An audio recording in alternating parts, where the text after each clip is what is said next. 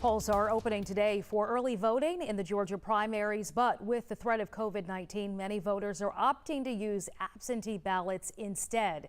Christy Diaz is live from her home in Fulton County. Christy, what are some of the safety measures in place for those who do decide to vote in person?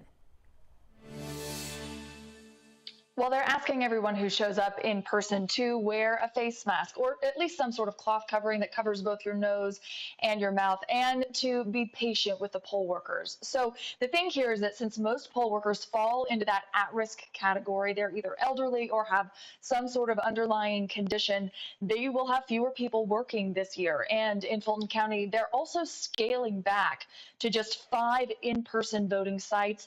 They're also reducing hours. So they're encouraging people to vote with absentee ballots instead. And so far, it looks like people are. Fulton County's Director of Registration and Elections says they have processed more absentee ballot requests than the actual turnout for the 2016 general primary. Right now, we've processed more than 108,000 applications, and we still have approximately 22,000 applications to process.